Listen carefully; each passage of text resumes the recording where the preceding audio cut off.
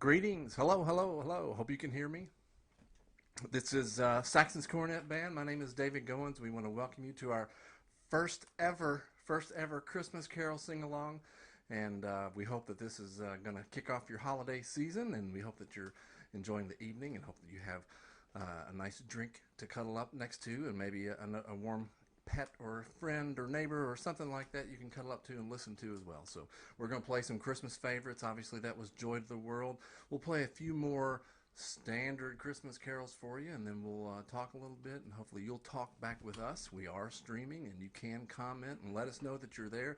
In particular, we'd love to know where you're from. So my brother Clint is running the stream, and he's monitoring to see who's here and who's saying what, and tell him hello and let us know what you're thinking. We're going to play a couple more standards. You're going to recognize these. These are straight out of the hymnal, starting with O Come All Ye Faithful. Maybe twice. All right.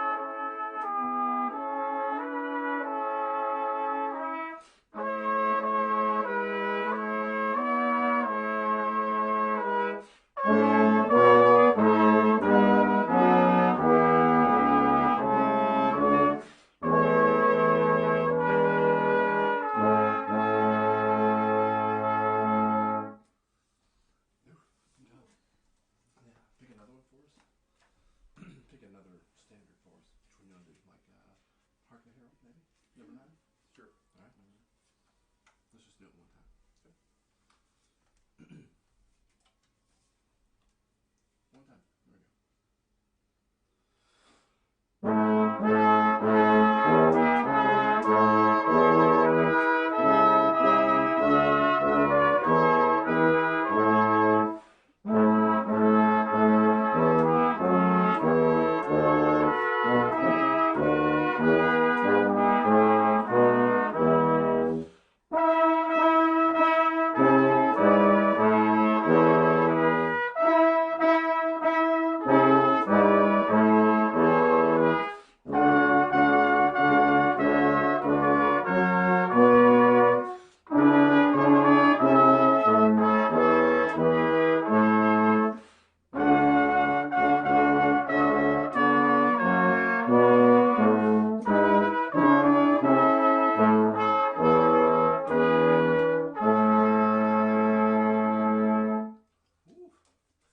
Hard.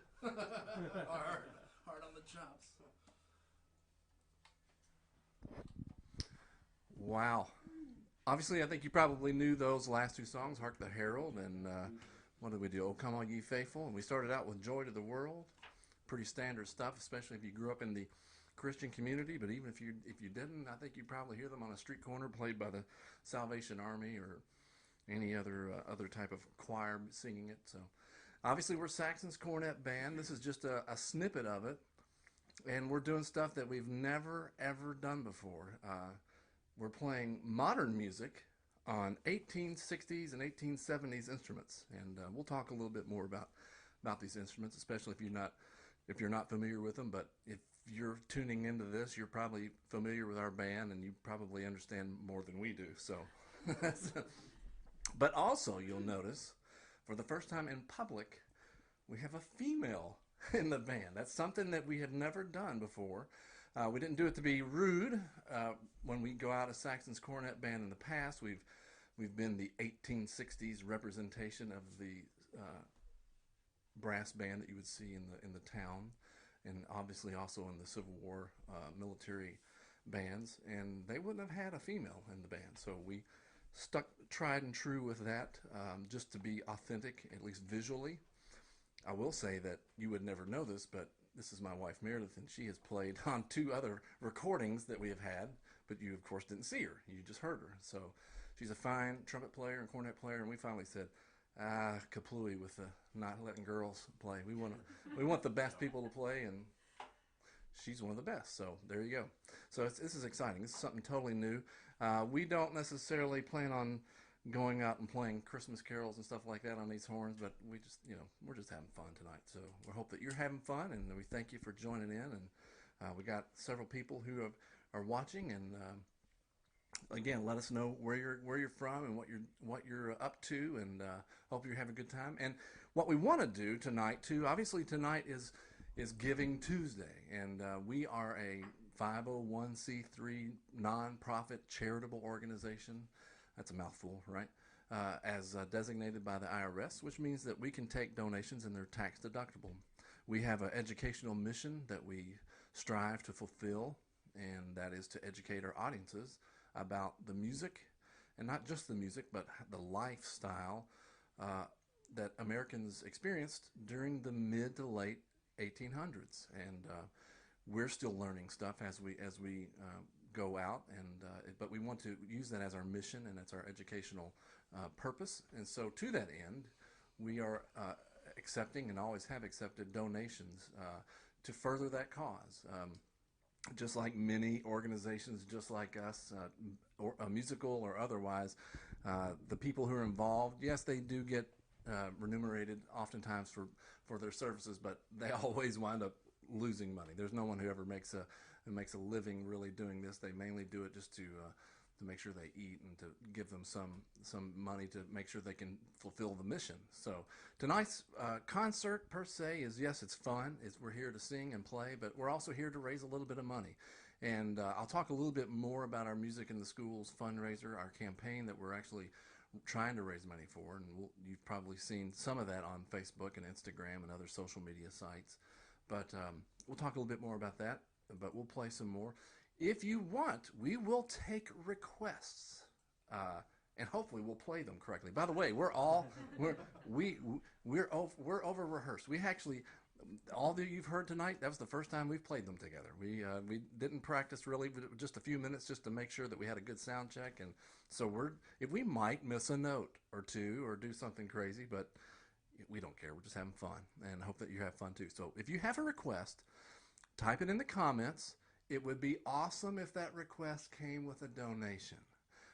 It'd be awesome if you, in order to do that, all you got to do is go to our website, saxtonscornetband.com or .net, either one, and the donate button is right there, smack dab in the middle. Just hit it, and or go to the donate page. You'll find it, and it's a secure site, and again, you'll get a receipt for your tax deductible donation.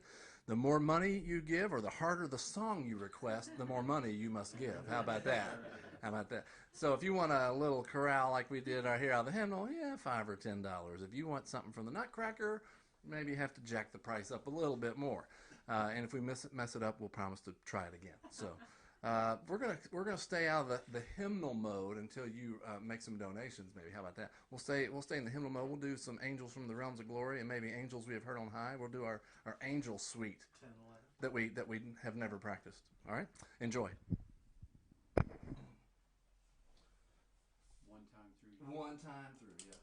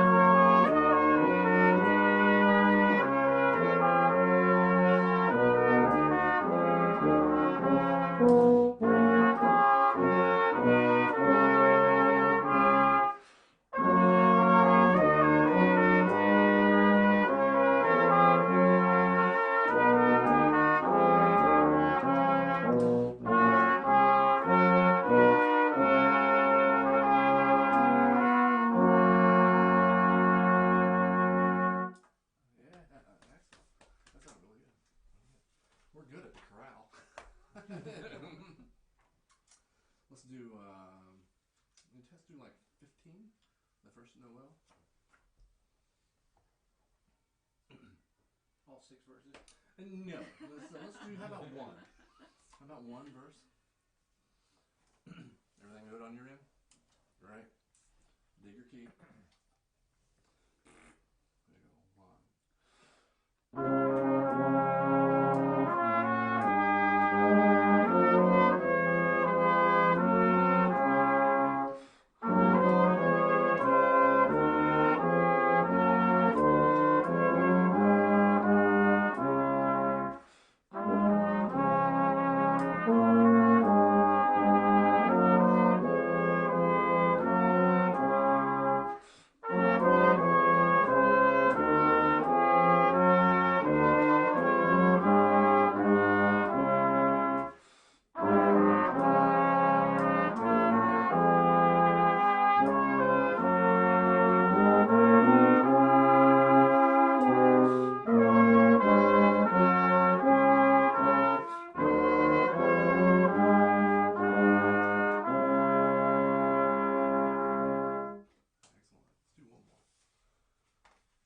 Little town, maybe? Yeah. 14?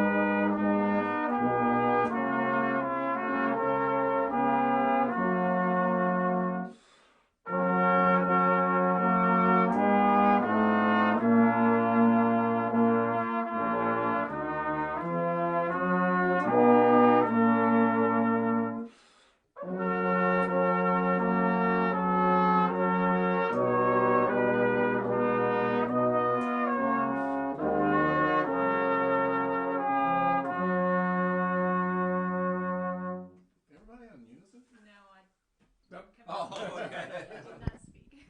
All right. Hope you enjoyed those. Those were pretty fun. We're playing, by the way, there are some people who actually will be interested in this. We're actually playing out of old Robert King books called, this is Christmas Music compiled and edited by Mary Rasmussen. And this is actually David Henderson's collection of books. And you played this with your dad and family and brothers? Yeah. Back in 1860? Back in 1865. Yeah. This is David Henderson, and he's playing the what's known as the over-the-shoulder baritone horn. We'll talk about that here in a little bit. But he comes from a long lineage of great musicians. His dad, Hubert, was professor at University of Maryland, band director there. And then he came to Kentucky in the 60s, 70s? 60s, yeah. And he was a professor at the University of Kentucky, taught music history. Is that correct? Yeah, music history.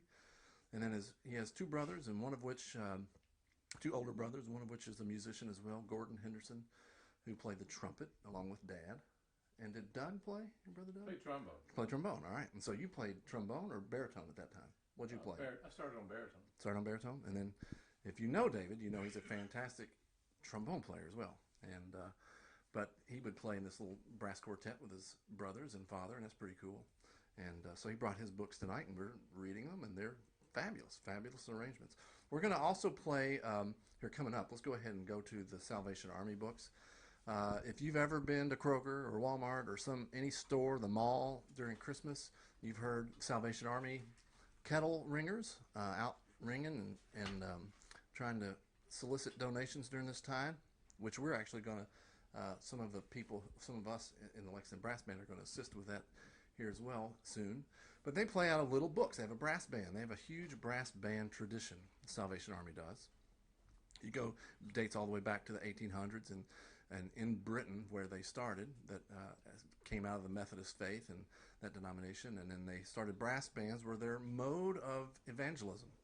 And they still use the brass band as their main musical source. If you go to any Salvation Army church, they've probably somewhere got at least a cornet or a tuba or an instrument, a brass instrument to play, and if not a whole collection of them. And they'll use that for their worship services, and they use that as a way to to evangelize. It's easy, it's accessible.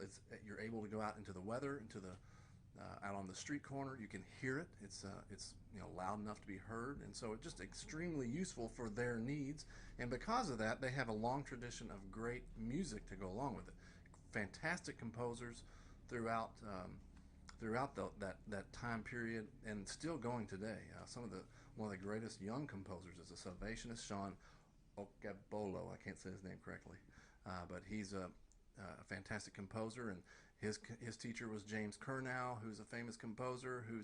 His teacher was, it just keeps going on and on and on. So Eric Leisden, famous composer, did most of the arrangements in the first part of this book, the first 35 or so, and then there are probably 150 songs in this, and the first 35 or so are just like the ones we played. "O Come All Ye Faithful," "Straight Ahead," and then the latter ones are the fun ones, the songs that we all know, that we hear on the radio. "Here Comes Santa Claus," "I Saw Mommy Kissing Santa Claus," and most of those arrangements are by Stephen Bulla, who also is a Salvation Army composer, and he was the principal arranger. What was his designation with the Marine Band, the President's Own? It was he was the composer. He was the composer arranger for the President's Own Marine Band until he retired a few years ago. But he's got fantastic arrangements, and he did the latter part of these, and they're great. They work, and they work. What's really good about them is they work with, if you just have one person, or if you have two, or you can add a third. It's very plug and play, and they just sound really good. So let's play a few of these. You have any suggestions? Do we have any, Clint, do we have anybody who's made any suggestions or requests for songs yet? I unfortunately have forgotten how to get on the. Okay, he's trying. It's okay. Charlie Bagley did text me though. He said, "Pot up your mic." He said what? Pot up your mic. Pot up my mic. Yeah, that's for me. Okay. Okay. So I'm answering right now. So to answer your question, we don't know. Clint's trying to figure out how to work the hi-fi computer over there. Deck the Halls. What number is that? 12. Number 12 in our hymnal here. No, No, not 12 days. That's a little bit later. no, that's for that really big donation. So here's a Deck the Halls, and we might do Jingle Bells right after that.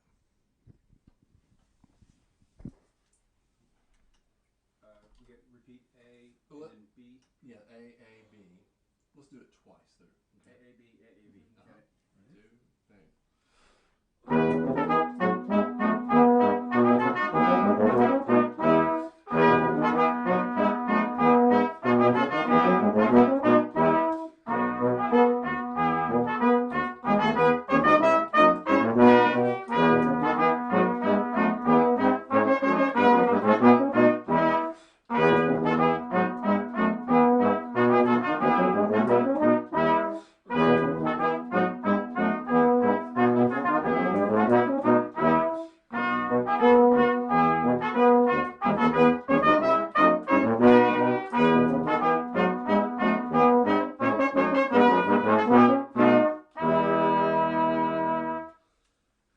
Jingle bells? Jingle bells? Let's just do it once. Just do it once. So A, B, B. Okay. 2,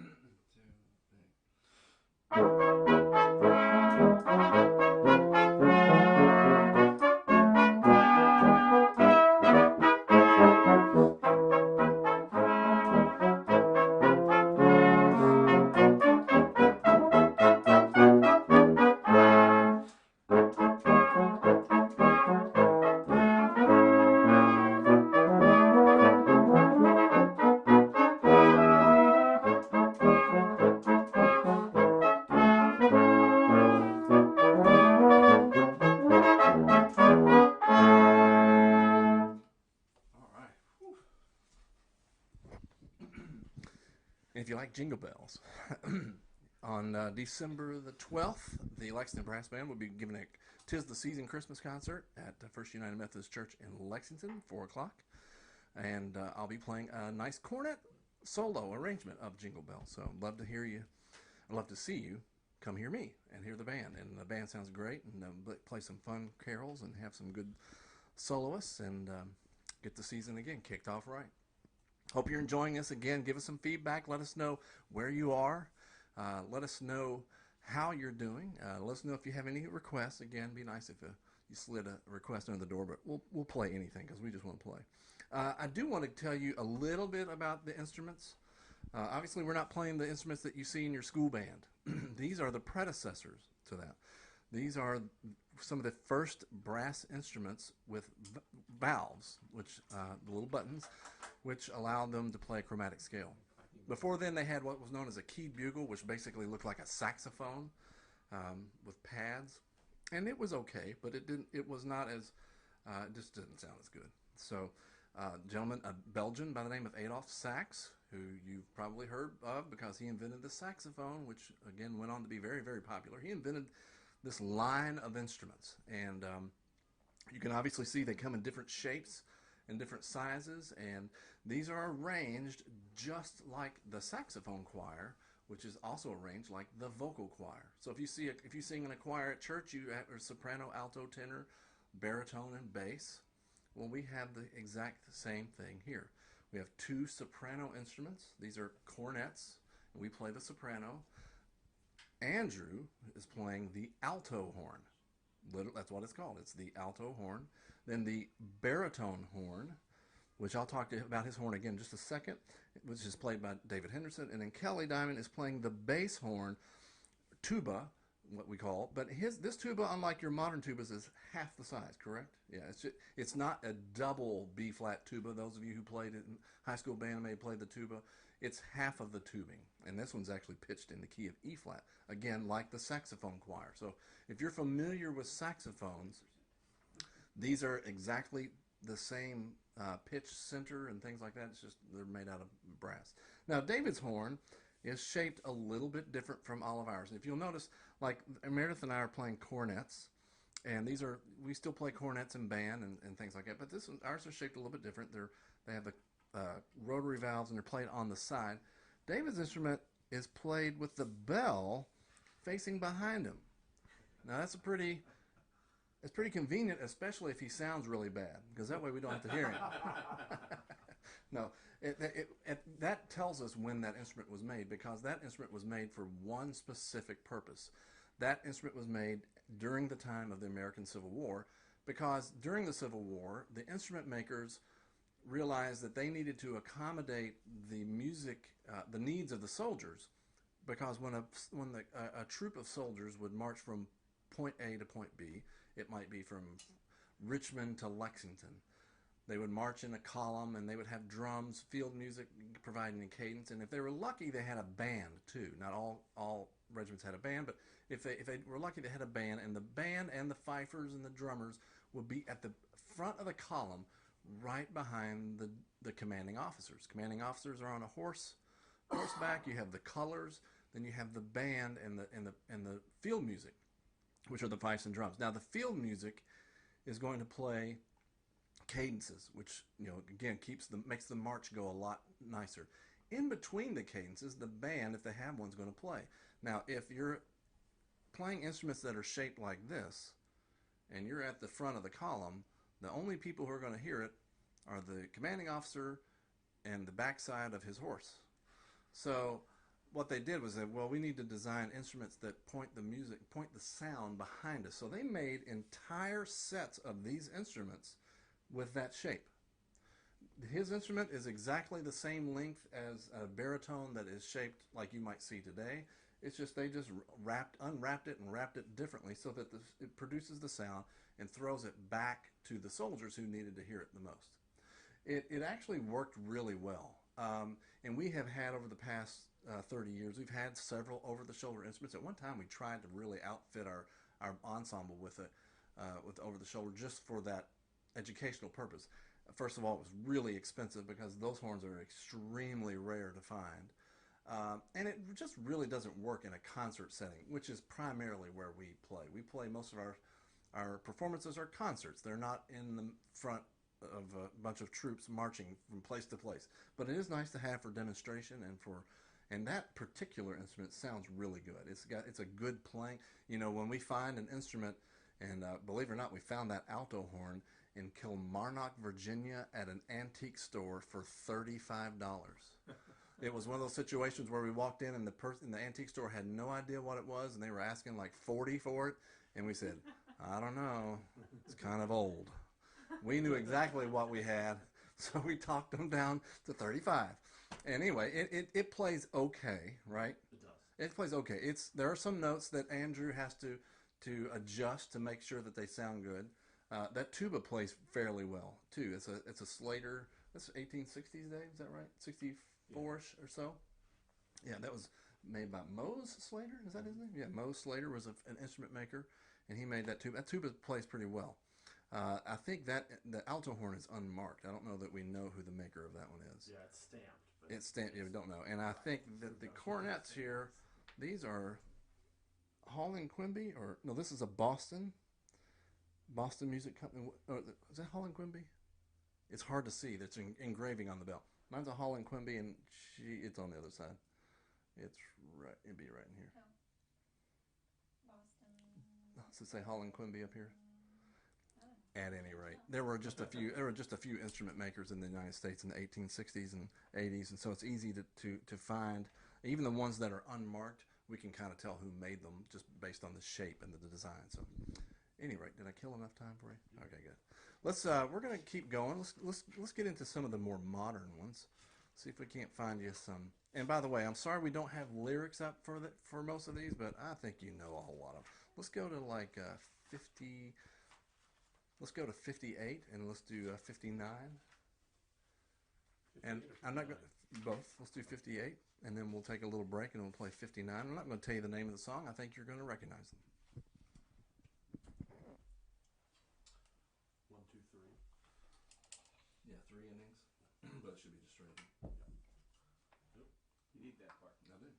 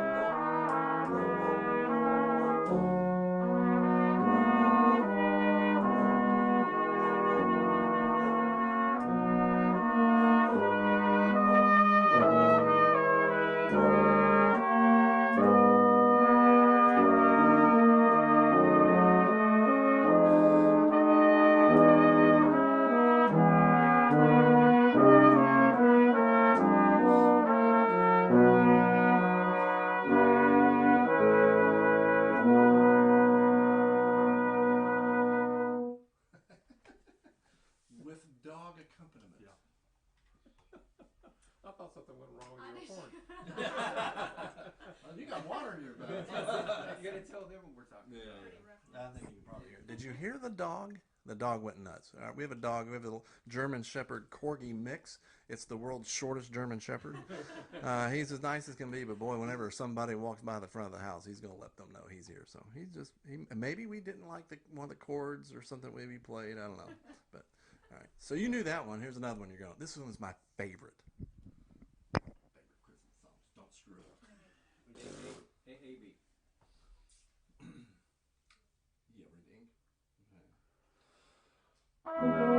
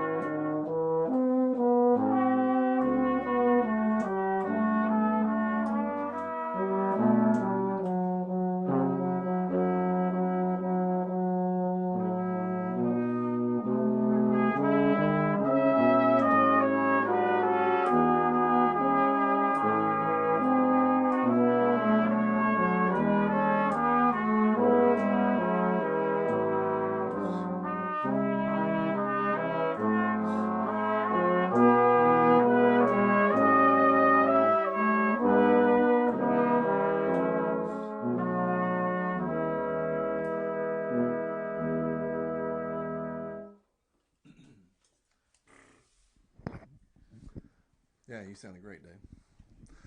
Obviously, chestnuts roasting on an open fire. Mel Torme, right? Yeah, Mel Torme never thought he'd hear his song played by a saxophone quintet. Right. And he might be rolling in his grave. That's my absolute favorite tune. I'm just curious, do you have a favorite Christmas album? You have a favorite Christmas album of all time? Yours? Stan Kenton Christmas Carols. Any of you? Oh, man. The Nat Cole Christmas. You? Yeah, that's pretty good. Nat Cole Christmas, that whole album. That's pretty good. That's my favorite one. And him singing that tune. That tune has been done by everybody. Ella does it great. Mel Torme does it great. Nat does it. Nobody touches him on that tune. So just hear it in my head. You remember our parents had that one. I also had like the Elvis Christmas album. We had the Bing Crosby. Everybody has the highest growth. Isn't that the most White Christmas? Isn't that the highest sales of any album ever? I think. One of my favorite. It has to be Grinch. Yeah, the Grinch. Yeah. Hey, well, we can find the Grinch here. We'll play it. You're a mean one, Mr. Grinch. Yeah, it's in here. Burl Ives Christmas. Hollywood Bowl. Remember that one? We actually had a good Hollywood Bowl. The choir, of course. I don't know who conducted. Was that Carmen? The Beach Boys, right? Yeah, Beach Boys. So I'm curious what your favorite Christmas albums are. I gotta tell you, it's amazing. When we were playing like some of the simpler tunes, it was easy for us to tune. And you start playing these complex harmonies and stuff like that, all of a sudden it's really hard for us to. Because I can't tune in D flat. Right. We have these instruments. These instruments are so hard to play. Yeah, they are. They're difficult. They're difficult to play in that they're not actually at the same pitch center. Like if we were to play with your piano or play with another instrument that's modern, they're at A equals 440 beats per second, and we're at A equals 453 or so. So we're like in between an A and a B flat. So that's why the dog's screaming, is because we're sending them into fits over here with all the pitch. So, but there's our excuses, and we're sticking to them. But I can tell it's harder when we start playing these more modern songs on these instruments. It's a little bit more difficult to play in tune. So, where's Grinch? 82. All right, we're gonna struggle with this one probably. You're a mean one, Mr. Grinch. Who has the pickup other than me? So it's Yeah, so we've never played this. We're figuring this out. So the rhythm's a little different than the one we're singing. And yeah. So you play what's written, and we're playing first inning, second inning, right? Yep. All right. Hopefully we play it right. I'll give you three. 1, 2.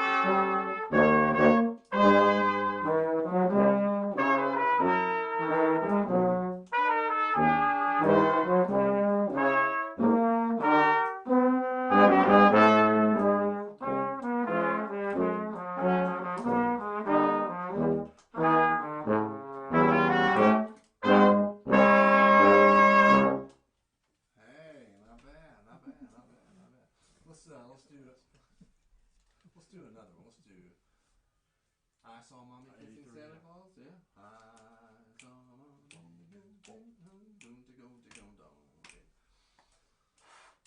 There's a reason we don't play these instruments. Anybody else have quarter note triplets in the last bar? Yep. Yeah. Okay. Do you want to play those together, or should we? Boom, bum, bum, bum, bang. Yeah. All right, just figure it out. Yeah. All right. Key. 1, 2, 1, 2, 1.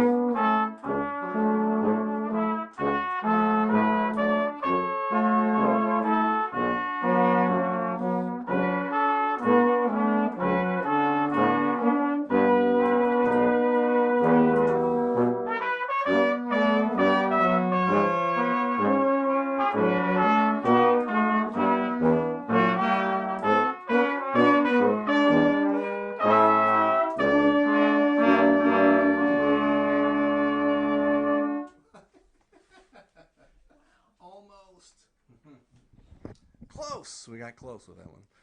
Let's look at some of the nutcrackery or stuff, legit stuff in the back of the book there.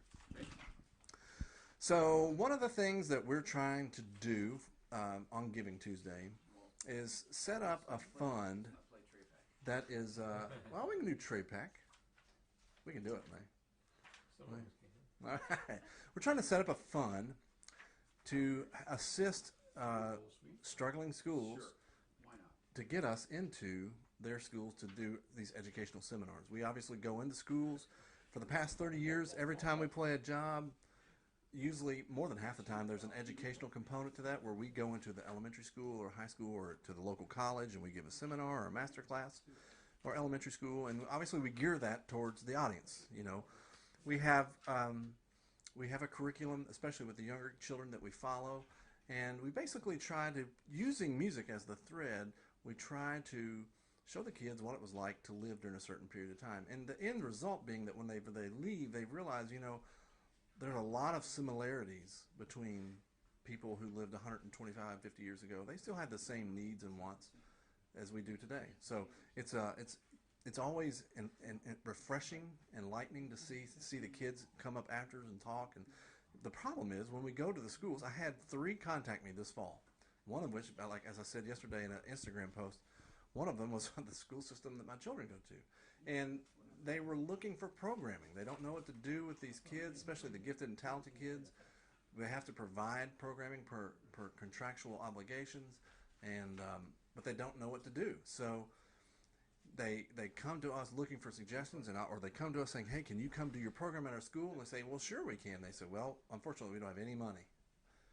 Now, obviously, that's a problem on the school system's end, but a lot of times they get close, and what we want to do is see if we can't establish a scholarship fund, a kitty on the side, that maybe we can provide them at least the difference. If they can come up with most of the money that it takes just to get us there, like I say, sometimes depending on distance, we have to spend the night or do things like that, and we have to take off work to go do these seminars. If we can just offset that cost a little bit, then it will put us at least in front of few more kids, and that's our goal. That's our mission. So what we're doing is we're raising funds on this Giving Tuesday, and we hope that you can be a part of this. Again, $5, $10. You don't have to be wealthy. You don't have to. If you're like me, we don't have money just sitting around, for all these things. But if I think $5, that's what it would cost. That's less than what it would cost to go to Wendy's or McDonald's, right? I can donate that, and that's going to make a difference. It's lots of small donations, and obviously if you have the resources, we'd love for you to underwrite an entire concert. That'd be great. But we're setting this money aside just for that. This does not go into the general operating costs of our organization. We cover that through our concert fees and through sales of CDs, which I'll talk about here in just a second too. That's where we get paid to do our operational things, like just making sure we have our day-to-day business costs covered. But this money we're trying to set aside for a special need. And because we're noticing, especially now that we're out of COVID, there's just a big gap, and we're trying to close the gap. Are we the total answer to all? No, we're not. But we are something that covers a lot of bases. History, even literature and the other arts, and obviously music. We can combine all of those, in social studies. We can combine those into a great seminar and do a whole lot in a short amount of time, and it just takes a little bit of funding that unfortunately the school systems just don't have for that type of programming. So if you can help out, we greatly appreciate it. And while you're at it, if you're looking for that last second stocking stuffer, I've got your answer right here. I don't know if you can see this. We only have one camera. We had 2 cameras set up, and we had some technical difficulties, so we're just operating with one. But we have 5 separate recordings, 4 of which we have hard copies of. Here's one of our greatest ones, Lincoln and Liberty 2. These are songs heard by Abraham Lincoln. One of our earliest recordings, Saxton's live at the St. Louis Old Courthouse. That was recorded in the early 90s, but is spectacular. Probably our best-selling one is 1861 to 1865, Music of the Civil War. It's obvious that this one is as popular as it is because it's got a lot of songs that a lot of people recognize. One of our, unfortunately, this one does not sell as much, but I think it's one of our best ones. This is You Naughty, Naughty Men. This is a potpourri of songs you would have heard by the town band type of organization, not necessarily the military Civil War band. It does have some Civil War type of songs on it, but it's got great solos, got some good operatic pieces. And then lastly, the last one we have just put out, we put out in early 2021. We don't have hard copies of it yet, mainly because people aren't buying hard CDs anymore. If you're looking for a hard CD, we can possibly do a short run and get some printed, but most people are buying downloads, and that is Sounds from the Opera House. And this is my favorite album, and that's what we're doing in our current shows. If you heard us last week in Georgetown, we did an entire program of nothing but music that you would have heard in the Opera House. And every community in Kentucky and all over the eastern side of the United States in the 1880s, 1860s, 70s would have had an opera house, and that's where you would have gone to hear the local entertainment. Jenny Lind coming through town, and there's no community too small. They would have been in every community of some variety.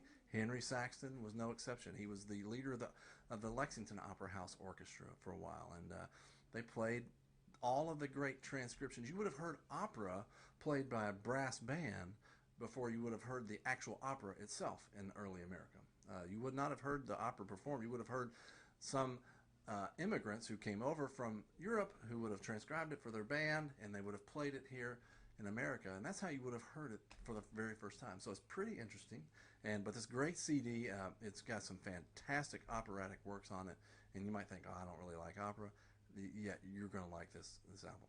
Like I say, it's only available on download, but you can get it on Spotify or Amazon Music or YouTube Music. It's everywhere, as are the others. And but if you're looking for a stocking stuffer, go to our website. You can see the download items, but just send an email. There's a contact on our webpage, saxonscornetband.com or .net, and you can just send me an email, and we'll get you the CDs. They're cheap. They're $15 a piece, and if you want to buy more than one, we'll absolutely make you a deal. So buy all four, stick them in the stocking of someone who might really like it. History buff or music buff, we're the exception to the rule. We're the thing that you don't usually hear or think about. So we're going to play a couple of songs that are arrangements in the back of this Salvation Army book, which are from Tchaikovsky's Nutcracker Suite. And I think we're going to do the march, and then can we do the dance of the Mirlitons? The Nutcracker? All right, at least those two. Whatever you want. Do whatever you want. Are we going to do Trepak? We, Is Trepak in there? We can do the whole suite. Yeah, it is. Oh, there are four. There are four. Waltz of the Flowers and Trepak. Well, I don't know. We'll see. Here's our Nutcracker Suite. March of the Toys. By Duke Ellington. March. Right? 128. Oh, Yeah, we'll start with that. Hang on, let me get the spit. We have got to play in tune. Why start now? Well, we were. okay. Yeah. Yeah. Okay. We can go back to the hymnal. Right. Zup, pa, pa, pa, pa, pa, beep. All right, here we go. 1, 2.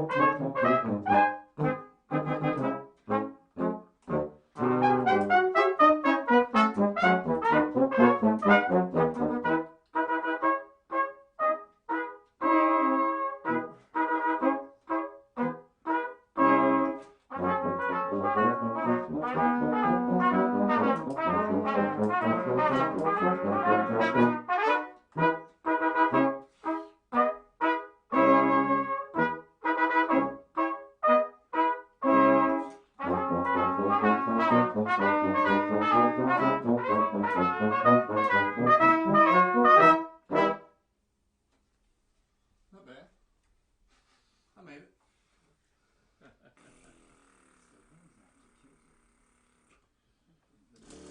Yeah. The Mirlitons. Mirlitons. 1, 2, Any comments, anything over there? Can't get to work? I can't see them, Ah, but I can tell you that there's been no comments so far. okay. Can tell you that much. That's all we care about. I don't care about them either. In two, right? 2 4. Beep, boom, beep. There we go. 1, 2, ready. No. Bump, bump, Oh, beep. okay. But You I said did two. it. Well, yeah, okay. Okay. 2 and ready and go. There we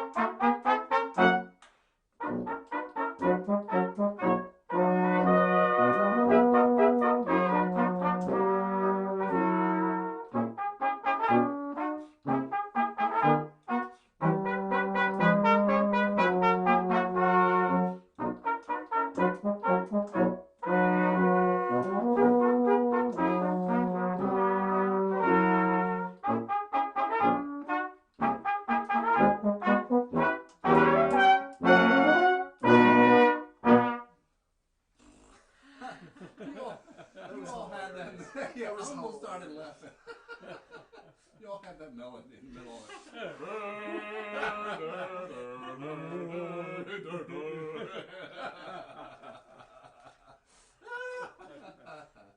Oh, we are not playing Waltz of the Flowers. Yeah, can we skip that one?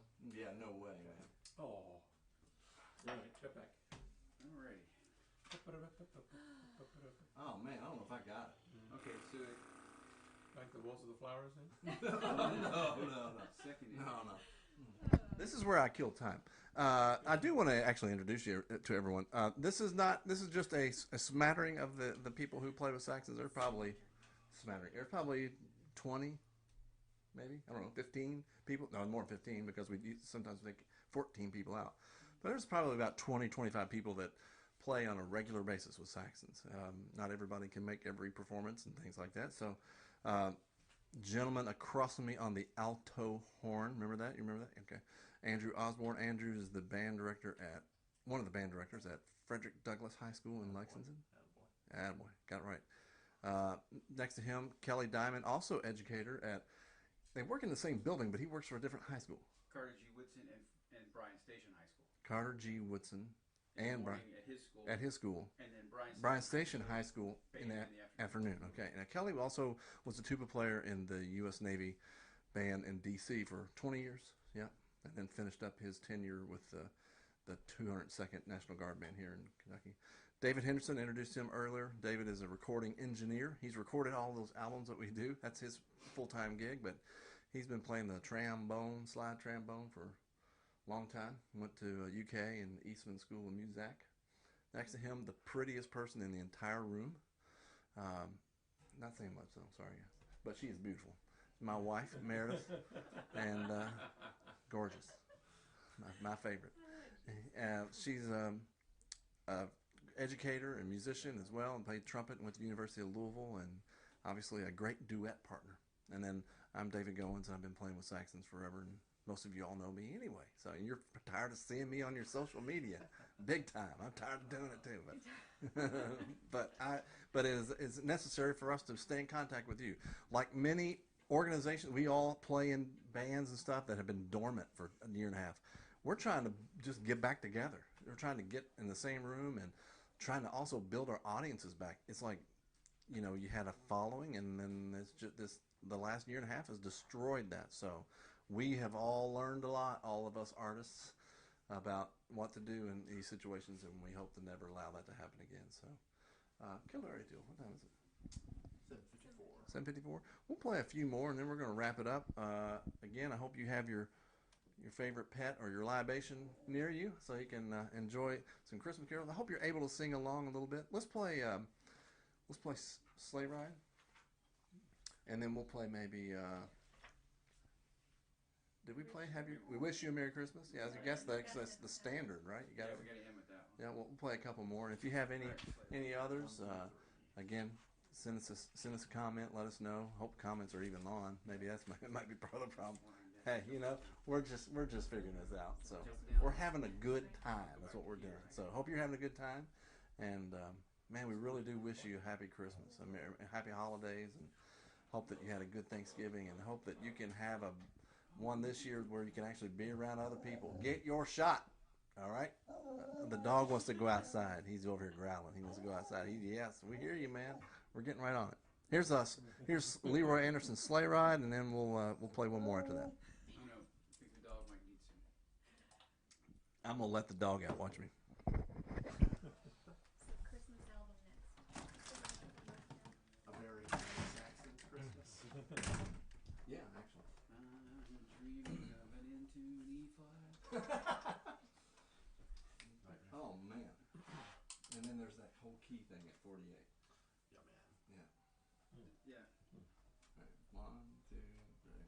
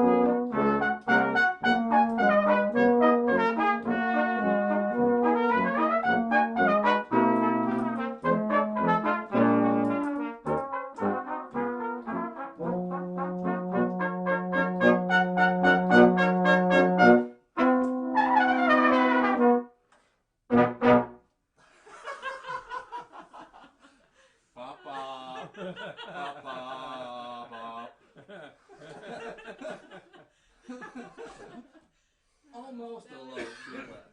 Almost. Well, yeah, bump, bump, bump. All right, 13 is 13. your.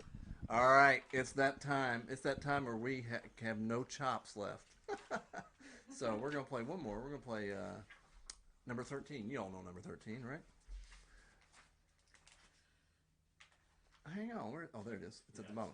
Yeah, it's at the very bottom. We wish you a Merry Christmas, and we do wish you a Merry Christmas and a Happy Holidays and a New Year. And again, just thanks for joining in, and thanks for being a part of this. I want to say thanks to my brother Clint for running the live stream and getting us all hooked up and everything. And thanks to these guys and Lady for just coming out and having fun. And we'll hopefully do this again with maybe on different instruments. But we're doing this too. This is fun. This is pretty cool, and this will be the only time you probably hear this year. Maybe a good thing. I don't know. So we wish you a Merry Christmas and a Happy New Year. And after this, we'll say goodbye.